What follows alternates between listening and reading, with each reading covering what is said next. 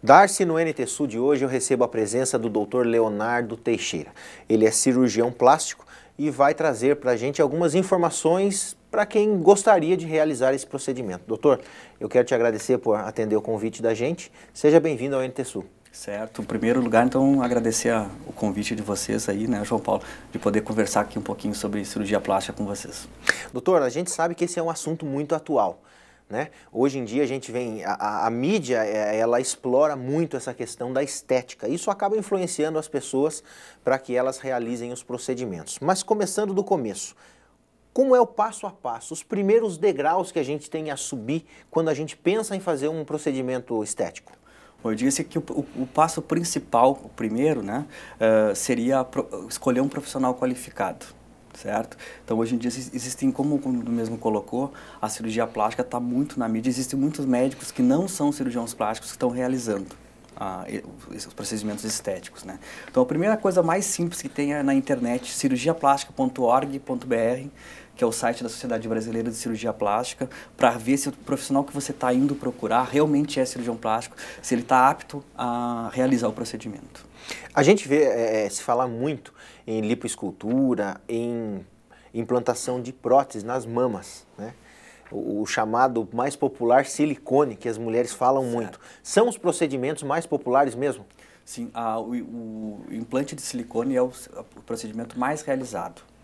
Em segundo lugar vem a lipoaspiração e a lipoescultura um pouco às vezes as pessoas confundem um pouco, que a lipoaspiração é a retirada da gordura e a lipoescultura é quando tu retira e depois recoloca em algum outro local, alguma depressão, alguma deformidade, e em alguns lugares até para as pessoas é muito comum querem dar volume na região glútea, nas nádegas, então tu pode colocar uma opção para tu dar volume, tirar a gordura do abdômen, por exemplo, e colocar nas nádegas. É uma coisa muito comum.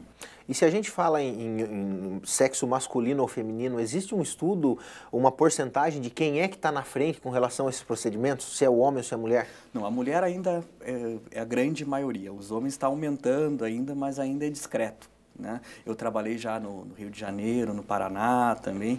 Aí para cima no país a aceitação do homem já é maior. Aqui no Rio Grande do Sul ela ainda é um pouco lenta, existe uma certa resistência. Isso poderíamos dizer que é um preconceito?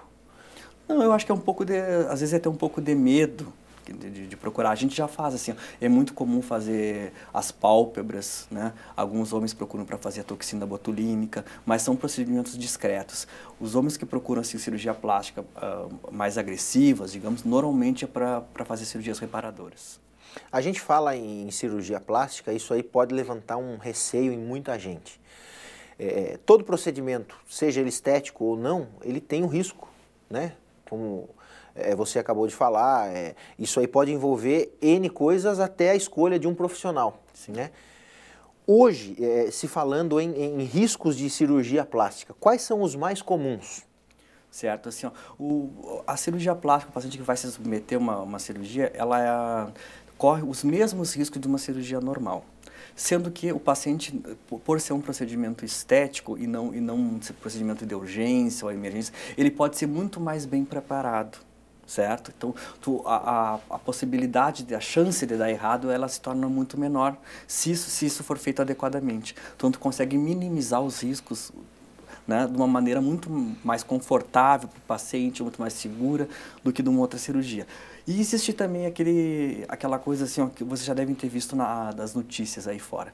Dificilmente tu vê noticiar que alguém morreu fazendo uma cirurgia da vesícula ou uma cirurgia do apêndice, né? Agora, se for cirurgia plástica, vai sair em todo o noticiário, né? Então sempre tem aquela coisa, não precisava fazer.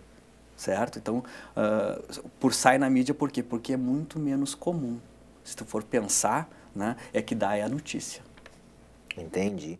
Nós estamos conversando com o Dr. Leonardo Teixeira, cirurgião plástico aqui em Cachoeira do Sul, e depois do intervalo eu vou saber dele se é verdade ou mito que o homem leva um pouco de vantagem em relação à mulher quanto ao procedimento de lipoaspiração. Nós voltamos no próximo bloco.